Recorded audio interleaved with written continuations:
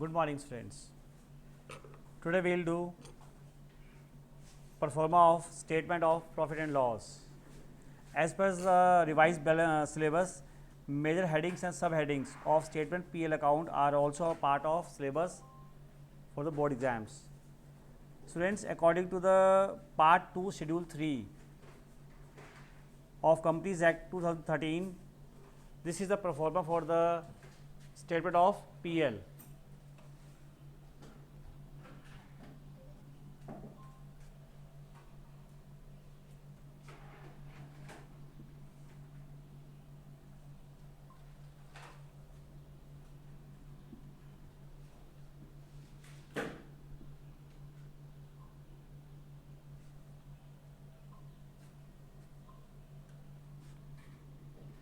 This is note number. These are the figures of values of this current year,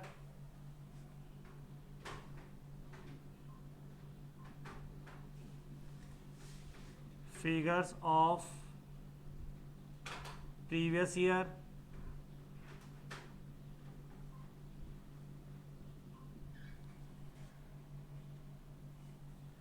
now see, this is format,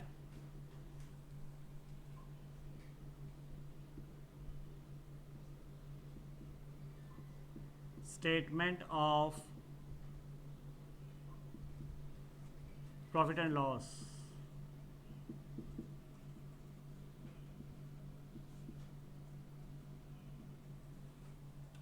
Yes, in this first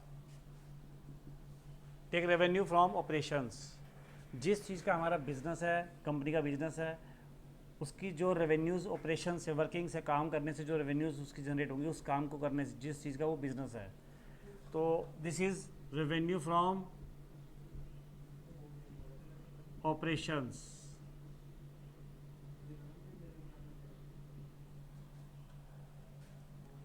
comes in this column current year and this column previous year.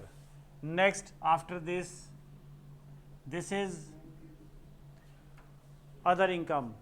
उस particular business के अलावा जो हमारी company की other income होंगी, जैसे कोई financial, non financial company है, तो उसको कहीं से डिविडेंड रिसीव हो रहा है, कहीं से इंटरेस्ट और कुछ एक्स्ट्रा ऐसा रिसीव हो रहा है, तो वो उसकी बिजनेस से हटकर अदर इनकम है. तो ऐसी अदर इनकम भी इसमें आएंगी.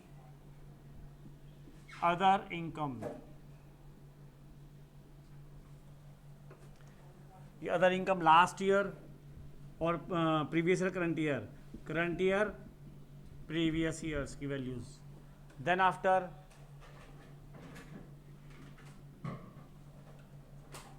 Total revenue.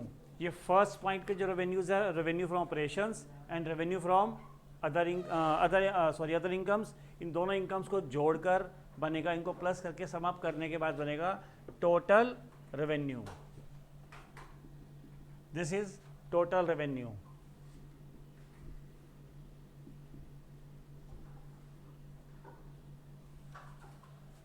This comes from sum up of first and second, this and this. Sum up these two values, then you will get this one. Sum up these two values, then get this one.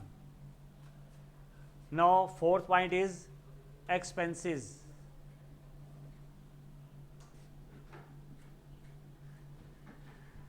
Expenses.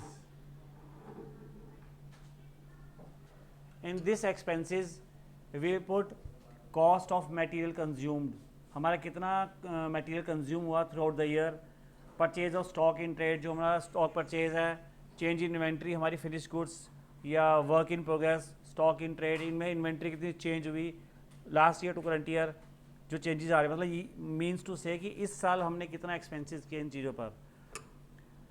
Employee benefit expenses, right, we are writing year first cost of material consumed.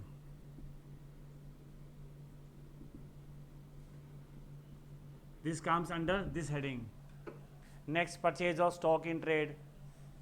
Purchase of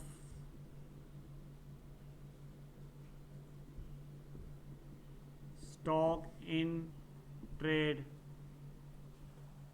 then change in inventory,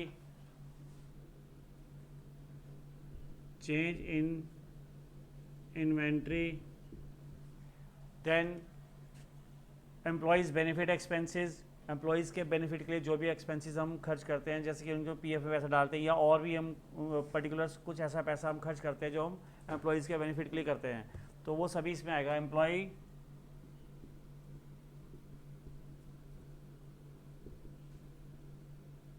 benefit expenses comes under this heading.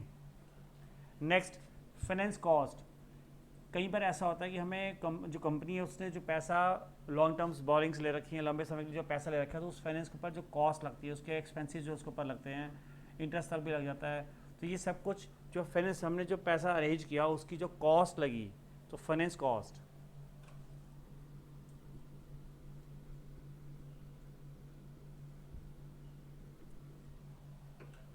Next, depreciation amortisation expenses, जो भी हमारे Depp लगा assets के ऊपर, तो वो सभी इसमें आएगा, वो भी एज ए एक्सपेंसेस है।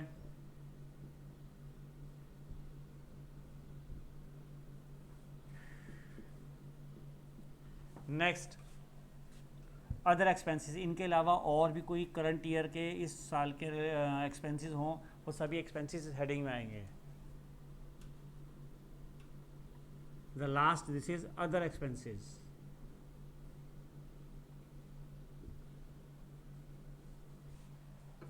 Now make the total of these expenses, then we'll get the total expenses.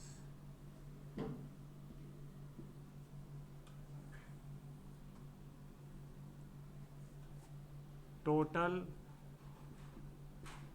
expenses.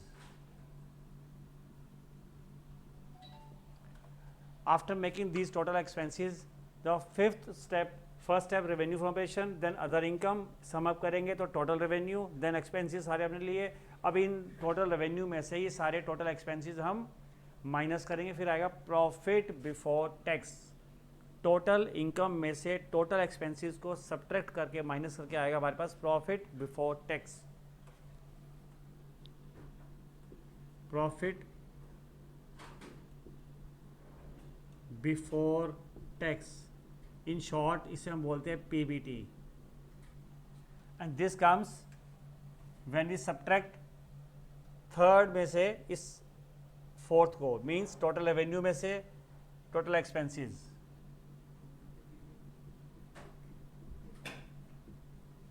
This is profit before tax. Now come to the taxes. जो हमारे थ्रू आउट साल के पूरे साल के जो हमारे टैक्सेस होंगे, वो टैक्सेस को हमें कैलकुलेट करना है कितना टैक्सेस है। जो भी हमें टैक्सेस पे किए हैं वो भी एज एक्सपेंसेस टैक्सेस जो हमने पे किए, तो उन टैक्सेस को यहाँ पर लेंगे 6 पॉइंट पर।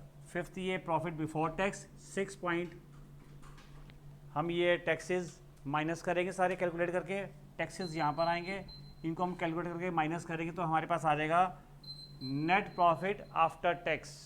Profit after tax. This is the last point, 7th. Profit after tax, जिसे हम जनरली हम यूज करते हैं word PAT। This is the final profit which is after the tax. इस तरह से ये बनेगी स्टेटमेंट ऑफ PL। ये फॉर्मेट है स्टेटमेंट ऑफ PL का, जो कि पार्ट 2 और शेड्यूल नंबर 3 कंपनीज एक्ट 2013 में मेंशन किया गया है। ये ना come to the question number 25 page 1.58।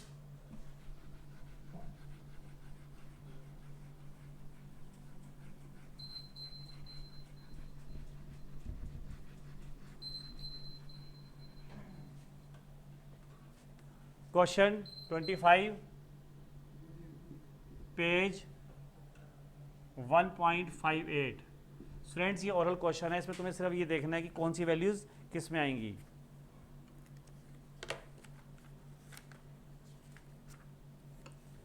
Under which headings items of non financial companies will be classified. Number 1 sales, sales किस में आएगी? Revenue from operation. Interest on loans given, जो हमें लोन दिए गए हैं, जो हमने लोन दिए हैं उस पर जो इंटरेस्ट होगा वो किस में आएगा? अदर इनकम है, उससे जो हमें इंटरेस्ट रिसीव होगा वो अदर इनकम है। 2 टाइप्स की हमारे पास कंपनी का क्लासिफिकेशन है। Number 1 non financial company and next is financial company. Students कुछ ऐसे हेडिंग्स हैं, कुछ ऐसी आइटम्स हैं जिनको हम नॉन फाइनेंशियल कंपनीज में किसी और तरह से रिएक्ट करते हैं, उनको ट्रीट करते हैं, और फाइनेंशियल कंपनी में उनको हम दूसरी तरह से ट्रीट करते हैं। जैसे कि इंटरेस्ट ऑन लोन गिवन, इसको हम लेंगे other income non financial company में। डिविडेंड इनकम, जो हमें डिविडेंड्स रिसीव हुए कंपनी को, वो उसको ट्रीट करेगी other income. Next sale of miscellaneous items, उनको हम काउंट करेंगे other income. Refund of income tax, जो इनकम टैक्स से हमें रिफंड कंपनी को मिला उसे हम अदर इनकम में काउंट करेंगे। और रेवेन्यू फ्रॉम सर्विसेज रेंडर्ड, जो रेवेन्यू जनरेट हुए सर्विसेज रेंडर, जो सर्विसेज करने के बाद जो रेवेन्यू जनरेट हुए उसको हम क्या काउंट करेंगे, किस में काउंट करेंगे, रेवेन्यू फ्रॉम सर्विसेज रेंडर्ड। इसको किस में लेंगे, इसको हम RFO। Now see next 26 question, ये है फाइनेंशियल कंपनी में। अब यही चीज़ें कैसे ट्रीट होंगी फाइनेंशियल कंपनी के अंदर। अगर कंपनी फाइनेंशियल है तो number 1 point, item number 1 is revenue from services rendered. अब इसको हम क्या काउंट करेंगे, मेजर हमारा रेवेन्यू फ्रॉम ऑपरेशन में आएगी। ये जो हमारा फर्स्ट हेड था PL के अंदर, रेवेन्यू फ्रॉम ऑपरेशन में काउंट होगा, क्योंकि ये जो भी रेवेन्यू जनरेट हो रहा है वो सर्विसेज प्रोवाइड करने के बाद वो मेजर रेवेन्यूज़ हैं। क्योंकि फाइनेंशियल कंपनी है तो जो भी रेवेन्यू जनरेट होगा वो main revenue from operation heading में आएगा। Next is interest on loan given. Interest on loan given किस हेडिंग में आएगा, revenue from operation. Dividend income, dividend income comes also in revenue from operation. Students dividend income अगर non financial company है तो वो उसके लिए अदर इनकम है। अगर वो कंपनी फाइनेंशियल है तो उसका ये मेजर पार्ट है, यही वर्किंग है कि वो पैसा लोन पर देना, वहाँ से इंटरेस्ट या डिविडेंड्स रिसीव करना। तो इसलिए फाइनेंशियल कंपनी के लिए ये dividend income is treated as comes under the heading of revenue from operation. Next refund of income tax, refund of income tax ये अदर इनकम ट्रीट होगी, क्योंकि ये जो टैक्सेस हम पे कर चुके हैं गवर्नमेंट्स को, वो उधर से अगर हमारा कुछ एक्सेस निकलता है तो वो गवर्नमेंट हमें रिफंड करती है। This comes in other income. और लास्ट पॉइंट है sale of miscellaneous items. Sale of miscellaneous items ये किस में आएगी, अदर इनकम। कुछ भी अपने मिसलेनियस आइटम्स को बेचा तो वहाँ से जो कुछ हमें पैसा मिला वो हमारी एक अदर इनकम है। सो इन दिस वे स्टूडेंट्स तुम्हें सभी ये नॉन फाइनेंशियल कंपनीज या फाइनेंशियल कंपनीज, इनमें किस तरह से इन कंपनीज के अंदर इन आइटम्स को रेवेन्यू फ्रॉम ऑपरेशन या अदर इनकम्स किस में डालना है, ये हमें हेडिंग्स के अंदर सीखना है। Students, you have to do question number 27, 28 at home. That's all for today.